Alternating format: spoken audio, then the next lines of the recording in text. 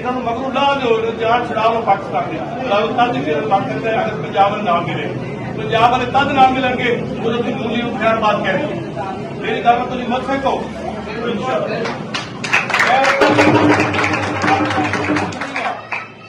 गाला मारिए बिलावल भुट्टो वज़ीर बिलावल भुट्टो वज़ीर तद ही बनेगा जो MLA पाक बनेगा MLA उपकरण बनेगा साहिवाल बनेगा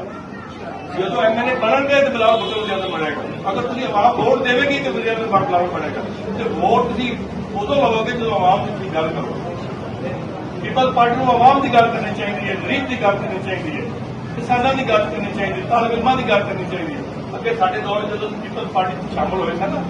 खैर बच्चे में छोटा बच्चा था उदो की नारा थी देश की लाएगी रोजगार लाएगी ये नारा मैं सुनिया और उन्हें नौकरियां पीपल्स पार्टी ने अचीव की और लोग कारकुना में घर बनवा देते और कारकुना भी आबादी पीपल्स पार्टी के नाम गए आबादी प्यार मोहब्बत की किसी बंदे वास्ते कोई बंदा आगे आपको आगे नहीं लाता किसी वास्ते कोई बंदा जेल नहीं जाता अगर तुम पीपल्स पार्टी 17 बनानी है 88 बनानी मोतरा बेस फुटो वाली बनानी है फिर राबता रखो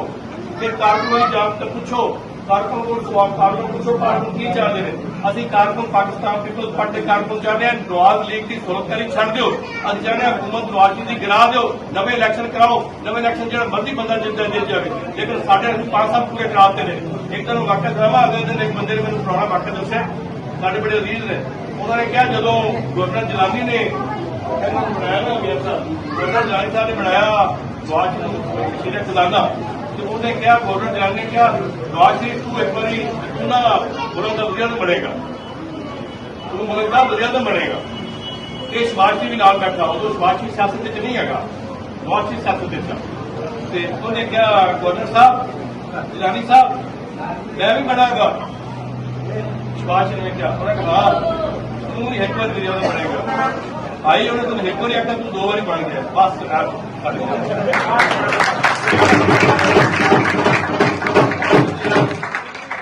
उन्हें एक बार क्या तू 2 बार बन गया हम बात करो 5 साल पूरे हो गए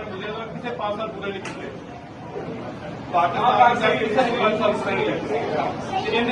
2 साल पहले पूरे कर ले 3 साल पूरे करना है वो बात करे जाने करे पीपल्स पार्टी को जान डाल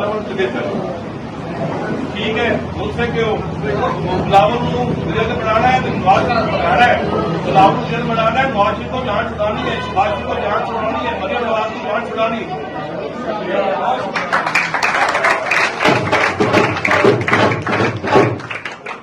बंदे नहीं निकले बड़े सारी सूरत असं ये गल नहीं करते आम तबके को मार दो असं कहते हैं अगर तुम सबसिडी दो 5000 की गंदम लवो 5 का गंदम लैके अगर सबसिडी लेके आवाम